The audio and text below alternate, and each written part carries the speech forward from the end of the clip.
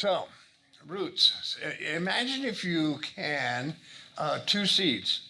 Two seeds get planted in the ground, and two sprouts come up, and they're going to become trees. But they're so closely related that when they germinate and they put out roots, the roots start to get tangled together, and they begin to have a war between each other, trying to suck up the most nutrients so it can become a tree. If you ever wondered what being transgendered is like, that's pretty much what it's like. You know, you have you have this outside and this inside. Uh, the outside is looking for recognition of being identified in that respect as male, and you got these roots. You got this other tree inside that, without a doubt, is female. And both of those trees kind of grow up together, and the roots are always fighting and struggling. When the male side is being fed, the poor female roots are being starved out. And when the female roots are being fed, the male roots are being malnourished. Now, it may sound crazy, but when I tell you the next two stories, it's going to make sense. The next story is Football Hero. I don't like football. I know tomorrow's a big day. I just don't like football. Maybe it's because my father loved it and made me play it. I don't know. I preferred ice hockey. More action. Better sport. Really. I mean, that clock never stops. The action just keeps going. You know, football, they work 7 seconds and then they take a 30-second break while they decide what their next play is. So it's just boring to me. Never liked it. But I had to play it because that's what my dad wanted. That's what he expected out of his son. He's going to be a football star and a baseball star and everything in between. But I hated it. In high school, I was on the football team, and I wasn't talented because I didn't care about the damn game. But there I was a third string quarterback. This was my sophomore year in high school. I enjoyed being third string. I had a place on the bench that I had to keep warm. And I really didn't have to worry because I had a first string and a second string quarterback. Right? It was great. All I had to do was show up for practice and get banged around a bit, and for game day, put the uniform on and warm up the bench.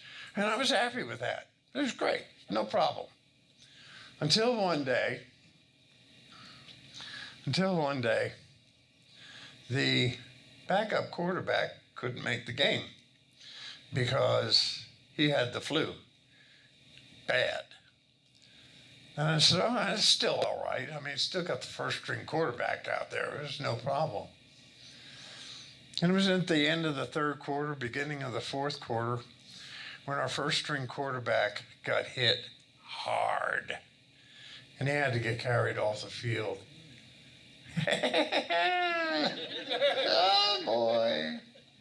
And there I was. I was the quarterback. And we were down. And coach was calling in the plays. And I was doing my best, you know. I remember the first play. I got the ball and I turned around and I passed it off and shuttled it off as quickly as I could to this guy who's going this way. I mean, it was so pathetic. It was sad. It was really sad. But somehow, some way, I managed to get the ball moving down the field. I remember one pass. I was supposed to swing to my right and fake like I was going to shuttle and hide the ball. And then this guy was supposed to run down the field and I was supposed to throw the ball to him. And I did, but as I was throwing the ball, I got hit from behind. So this beautiful spiral pass looked more like a duck shot out of the air, end over end. And somebody jumped up to catch it, and it tipped, and it ended in the hands of one of my ends. And there was nobody else around. And he got almost to the end zone. It was like, oh, great, you know. All right, now what do we do? Coach calls in a play. I'm supposed to hand it off to the fullback. He's supposed to go in. Boom, nothing. Nothing. We keep trying to get into the end zone. Can't do it. He sends in this trick play where I'm supposed to, again, everything was to the right. I don't know why, but it was. Maybe because I was right-handed. And it was an option play. I think that's what they call it, where I either shuttle it off or I throw it. And I guess the guy I was supposed to fake the shuttle to was doing a really good job, and I couldn't. But I did see somebody open in the end zone, and I just kind of wobbled the ball to him, and we got a touchdown. Ah!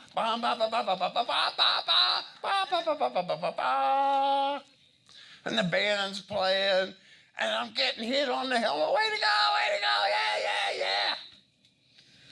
All right, well, that's over with now. Now I get to go back to the bed. No, you got the extra point.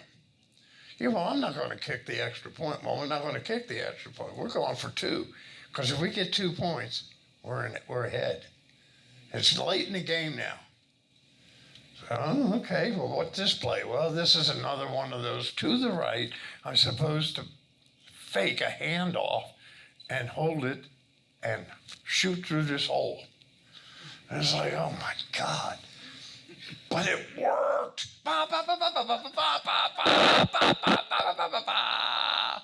2 points ahead. We're ahead of the game now. I am the star. I'm the hero. They're carrying me off the field. And I look up in the stands. And there's my father. That's my boy. That's my boy. It's one of those masculine moments that was just, yeah. But my gaze went down, and as it went down, my heart just broke. Because as my gaze went down, I saw the cheerleaders. And that's really what I wanted to be. You see those tangled roots. You know, when one is being fed, the other's getting broken in half. So next story is red nails. I guess I was 9 years old. I don't know when I started asking my mom to do my nails red. Back then, you know, in the 50s, oh man, red was just about the only color nails were. And I wanted my mom to do my nails. And I would ask her every time she'd do her nails, will you do my nails? Will you do my nails? No, boys don't have red nails. No. That's for girls only. It's not for... And who did... Well, I didn't care. I wanted red nails. What's this boy-girl thing? I don't get it. Why am I not supposed to like something that I like? It just didn't make sense. And this one day, it was during the summer, and I asked her, I said, you know, you do my nails? She said, sure. Whoa, all right. She did my toenails and my fingernails. And it was like, yeah, yay. I was so happy. And she said, go put your bathing suit on. We're going down to the community pool. Yeah. I guess she thought that if she embarrassed me enough, that would change who I was on the inside. But I've been trying to change that for years, and it just wasn't working. And I guess she thought that humility or humiliation would. I said, okay. But you don't want me to take the nail polish off? No. I like my nails. So I went to the pool, and the strange thing was, it was the opposite. The boys saw the red nails and they just disappeared. They had no part. They didn't even have time to laugh and say jokes or ridicule. It was the girls. That's what got me. Was the girls were so mean, and they gathered around me. Oh, sissy boy, and it was humiliating. It really was. It was a rough day at the pool. And I came home, and she said, well, you want me to take the nail polish off now? Now, I knew my father got home around 5 o'clock, and I knew that at 5 o'clock, the nail polish was coming off whether I liked it or not. But she asked me, did I want to take the nail polish off, thinking that the humiliation would have done the job. And I said, nope, I'll wait till Dad gets home. I know it's coming off then, but until then, I'm going to enjoy the red nails. And do you see the tangled roots there? Do you see how when that female part of me was getting fed, that masculine part of me was being humiliated? And you see, that's what it's like. It's a continual daily struggle. When one part of me is getting the attention and the nourishment, another part of me is suffering. And it doesn't matter which one's getting.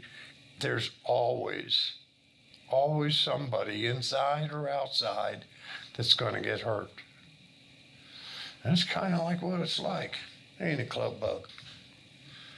Yeah. Anyway, you just got 3 stories for the price of 1.